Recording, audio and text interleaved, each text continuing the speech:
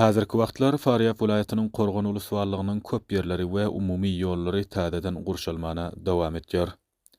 Şu gün 20-nji Ramazanda Faryap vilayatynyň Gorgon uluswarlygynyň Korçular, Hamsamlar we Pataşlar kışlagyna gitýän umumy ýoly gurulmaga başlandy. Bu dabara Faryap vilayatynyň Gorgon uluswarlygynyň häkimi Qari Ahmed Agar Rahmany, Gorgon häkimlik ornbasary Qari Isa Muzamil, Gorgon uluswarlygynyň şarwaly Haji Musa Mahdum, din alimleri we şolobanyň ýaşlary we ýaşullarynyň gatnaşmagynda Qur'any Kerimden bir näçe aýaty Qari Abdulmelik'in okumagy bilen we bu ýoluň gurulşyna başladylar.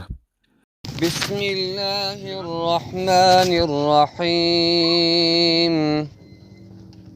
ما كان على النبي من حرج فيما فرض الله له سنة الله في الذين خلوا من قبل وكان أمر الله قدرا مقدورا الذين يبلغون رسالات الله ويخشونه ولا يخشون أحدا إلا الله وكفى بالله حسيبا ما كان محمد أبا أحد من رجالكم ولكن رسول الله وخاتم النبيين وكان الله بكل شيء عليما سبحان ربك رب العزة عما يصفون وسلام على المرسلين والحمد لله رب العالمين.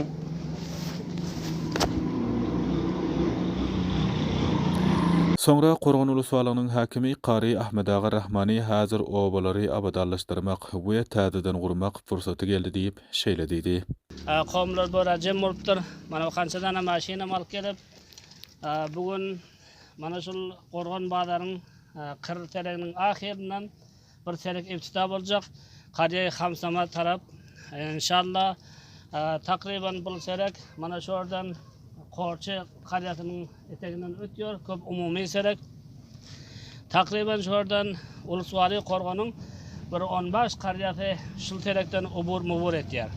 Ta şordan Bagabustan o Yeketudu, Yekebetau, Lafiu kança qariýalar şordan hatta şu baylar o kança qariýa sorqubadara çelik şordan hemmeti umur etýän ketdeken umumy serek bol.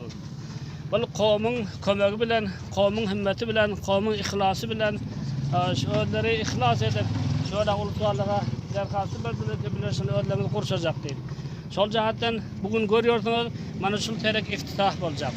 Takriban bu senegiň fada awaly bu düze kemlik üçin bilen bir kemrak hedef alınan takriban 1 kilometre çelik iş bilen hedef alınan. İnşallah yeniden qawmyň kömegi bolup asta eger bu düzatı köp bolsa bil ta şordan sorqubadary çelik, ta şordan aýlanyp halkyny serek bolup ta Antoy bazary çelik inşallah ýetişmeli. Şol umytymyz bar. Ýöreş bilen fada awalda takriban 1 kilometre çelik ýa-ni şuny iftitah boldy işlenmeli inşallah. Qawmlar mana hemmäňiz görýärsiňiz, awal şol terek harapdy. Bir ýagan pilla rikşalar, motorlar ötüp bilen ýokdy. Ýazda topalan bolup toparyň elinden ötüp bilen ýokdylar. Mana bugün elhamdullah qawmlaryň himmeti bilen, şu bilen hususan Korçy qawm, ondan soň Hamsam qawm, mana şol iki qawm bolup şu bilen himmet etdiler. İnşallah şolaryň kömegi bilen mana bugün başlanjak o, inşallah bir abaty boljak. Hemme ihlasy bar ki, awal ki inşallah hemme merdim hoş ki awal emniyet gelen. Emniyetin izinen abatlyk bolmaly inşallah. Endi mana emniyete tertatar Afganistan hemme jaýynda emniyet bolan. Endi bugün gün abata şuru bolar. Bu ýol Korçular kışlagyndan ta Pataşlar kışlagynaça 2,5 kilometr bolup we bu wagtda çelli bu ýoldan geçýärler ýoluň haraplygy üçin şikayet etýärler. Häzir bolsa bu ýol şol obanyň edermen ýaşlary we halky tarapyndan we aýratyn hem Qorgon häkimi Qari Ahmed Ağa Rahmanynyň ýolbaşçylygynda bu ýol täzeden gurulmaga başlandy. Bismillahirrahmanirrahim. Bu ülkemizin maslahatı bakatır abadlık için. Hem makamlardan hem davarlardan karşı köprülere hemkar bulsunlar, şu merdime de hemkar bulsun. Avval aramlık, ikinci abadlık.